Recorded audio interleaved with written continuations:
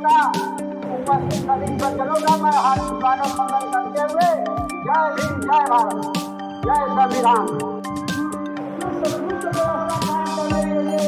हमारे स्थानीय थाने के विभाग के सभी साथियों का मैं अपने सभी विद्यालय के छोटे से बड़े विद्यालय के बच्चे और बच्चियां और विद्यालय परिवार के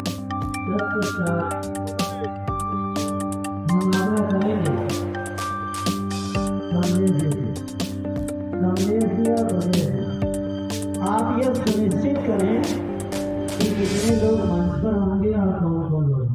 तो फिर तुम 2 साइड ले जाना, एक खराब हो जाए दूसरा बदल लेना। ठीक है सावित्री। साथ दे तो और बात है, अब तुम अगर जो साथ दो तो और बात है। सहयोग दिया और सावित्रीबाई फुले पुनः स्कूल जाने के लिए हिम्मत जुटाई और स्कूल गई। आगे उनके जीवन में क्या बीतता है, आइए देखने चलते हैं मंच की ओर। खड़े हैं, आप लोगों से अनुरोध है कि आप लोग बोलिए।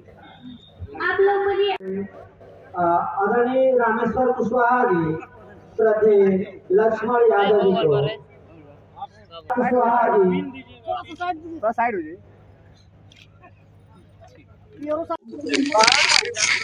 आज कुशीनगर में जो तथागत बुद्ध के महापरिनिर्वाण स्थल है, यहाँ तमाम SC ST OBC और बहुजन संगठनों ने मिलकर के संविधान दिवस समारोह का आयोजन किया।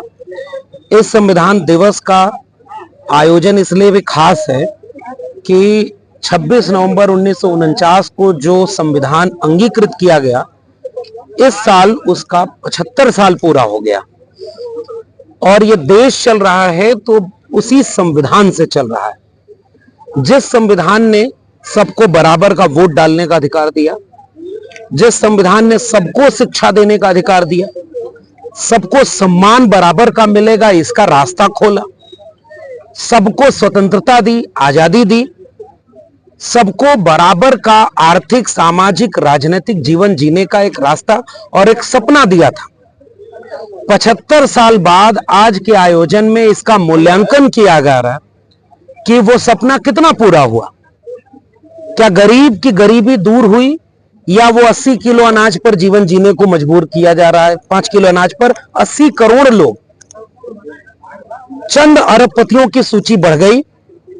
तो ये संविधान के सपनों का भारत तो अभी बनता नहीं दिख रहा। शिक्षा महंगी कर दी गई और गरीब कमजोर के हाथ से दूर कर दी गई। रोजगार में आलम यह है कि 45 साल में बेरोजगारी सबसे ज्यादा है। रोजगार नौजवानों को मिल नहीं रहा, इसलिए उन्हें सांप्रदायिकता का रोजगार देने की कोशिश की जा रही। भारत खोदो अभियान के तहत संविधान कहता है कि सबको समानता, सबको न्याय, आर्थिक, सामाजिक, राजनीतिक। तो संविधान को खतरा उनसे है जिनके ऊपर संविधान को लागू करने की जिम्मेदारी थी, संविधान के सपनों को पूरा करने की जिम्मेदारी थी। उन्होंने संविधान के सपनों को पूरा करने की बजाय अपने दोस्तों के सपनों को पूरा किया, देश को बेचा, वोट डालने का अधिकार तक सुरक्षित नहीं बचा, जेलों में निर्दोष लोग भरे हैं। फेक एनकाउंटर, इसे उत्तर प्रदेश में सबसे ज्यादा आरोप लगाए जा रहे हैं। बुलडोजर सुप्रीम कोर्ट रोक रहा है, पुलिस को सुप्रीम कोर्ट कह रहा है कि मनमानी कर रहे हो आप। आज की तारीख में इस देश में सांप्रदायिक तनाव बढ़ाया जा रहा है। ये सारी समस्याएं ये बता रही हैं कि इस देश में खतरे में भारत का संविधान है। हम इस आयोजन के जितने लोग आयोजन समिति के हैं, देश भर में संविधान को मानने वाले वो सारे लोग इस बात का संकल्प ले रहे हैं कि साल 2024-25 को संविधान का साल बनाएंगे और संविधान का साल बना करके पूरे साल संविधान के तहत देश को बचाने की लड़ाई, सब समानता और न्याय की लड़ाई को लड़ेंगे। इस आयोजन में इसका संकल्प भी लिया गया। SC ST OBC आरक्षण के लिए, बचाने के लिए सभी लोग लगे हैं, लेकिन सरकार एक तरफ से कर रही है। सरकार कभी नहीं कहती है कि खत्म कर दिया जाएगा। सरकार खत्म कर देती है और कहेगी कि खत्म कोई नहीं कर सकता। लेटरल एंट्री ले आकर के, एनएफएस ले आकर के, सरकारी शिक्षा, सरकारी रोजगार को प्राइवेट हाथों में बेच करके आरक्षण वैसे ही ध्वस्त कर दिया गया। जो बचा खुचा था उसे ईडब्ल्यूएस ला करके आपके ऊपर आरोपित कर दिया गया है। ऐसे में आरक्षण बचाने की लड़ाई इस देश में मजबूत न हो जाए, इसलिए आरक्षण जो लाभ लेने वाले हैं उन्हीं के ऊपर बांटो, उन्हें आपस में लड़ा दो। बाबा साहब डॉक्टर भीमराव अंबेडकर का संविधान इस देश के लोगों को आरक्षण देकर के बराबरी का मौका देता है। जाति जनगणना होनी चाहिए, ये इस देश में चाहिए। जाति जनगणना नहीं हो रही, आरक्षण भीतर भीतर खत्म कर दिया जा रहा है, संविधान को भीतर से कमजोर किया जा रहा है। ये इस देश के सामने सबसे बड़ा खतरा है। हम इस देश के लोगों से अपील करेंगे, शिक्षा बचाने के लिए, रोजगार के लिए, पढ़ाई, कमाई, सिंचाई, दवाई, महंगाई के लिए एकजुट होने की जरूरत है।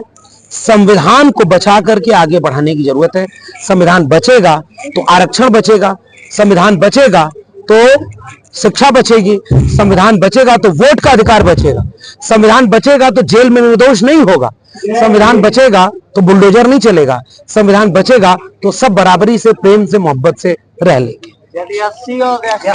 उसे जो है पहले एडिशन में ही खरीदा और आज भी आपके YouTube चैनल की सारी वीडियो जो है हम लोग देखते हैं और उससे प्रेरणा लेते हैं। तो आज इस बुद्ध की धरती पे आपका बहुत बहुत स्वागत, हार्दिक अभिनंदन। साथ ही बहन निर्देश सिंह जो हमारे बीच दिल्ली से चल के आई हैं, जो बहुत सारे बहुजन क्रांतिकारी विचार जो है उनके हम लोग फेसबुक और व्हाट्सएप से और यूट्यूब, लेकिन उनके साथ जो दशा हो गया, फिर क्या हुआ? जांच होती है, तमाम जगहों पर पूरे बहुजनों के घर पे बुलडोजर चलाए गए, चलाने की नीति बनाई गई और हद तो यह हो गई कि पूरे शहर से हजारों लोगों को घर छोड़ देना पड़ा और आज तक लोग घर को वापस नहीं आ पाए। इसके बावजूद भी उसको कोई सजा नहीं थी, लेकिन शूद्र नजरें उठाकर भी, गरीब कमेर आवाज अगर नजर उठाकर भी ये बात कह देती है गलत है, तो उसको कड़ी सजाओं के प्रावधान थे। ऐसी कड़ी सजाएं कि रूह कांप जाए। जिन आज सड़कों पर खड़े होकर के जिन ग्रंथों को वो हमें बेच के दे रहे हैं, फ्री में दे रहे हैं, हम उनको ले भी नहीं रहे, लोग लेते नहीं। ऐसी कई वीडियो हमारे सामने आई है कि लोग लेते नहीं और वो देते जबरदस्ती, फ्री में देते। क्या पढ़िए, एक समय था संविधान से पहले अगर शूद्र अछूत उस मंत्र का उच्चारण भी कर लेता था तो जीवा भंग कर दी जाती थी। लोगों को क्या संदेश देना चाहते हैं? आयोजन के माध्यम से जो संदेश गया जनता में, तो संदेश यही गया कि हमें संविधान जो है हमारी सबसे महत्वपूर्ण पुस्तक है और उसमें मिले हक अधिकार के प्रति हमें जागरूक रहना चाहिए और कहाँ हकमारी हो रही है इसके बारे में हमें ज़रूर सोचना चाहिए कि हमें कहाँ हकमारी हो रही है। और जनता इससे जागरूक हुई और कुशीनगर में जो है बहुत अच्छा कार्यक्रम हुआ। ये शिशुआ महंत। आपका क्या नाम है? मेरा नाम डॉक्टर राघवेंद्र सिंह पटेल है और मैं आभार व्यक्त करता हूँ, यहाँ आए सभी लोगों का मैं आभार व्यक्त करता हूँ और हम मीडिया बंधुओं का भी आभार व्यक्त करते हैं कि आप आए और हमारे कार्यक्रम को शुरू से ही आपने कार्यक्रम हमारा हाईलाइट किया और कार्यक्रम हमारा सफल हुआ। इसके लिए बहुत बहुत आभार मीडिया को भी और यहाँ की आने वाली जनता को भी और पूरे पूर्वांचल को आभार।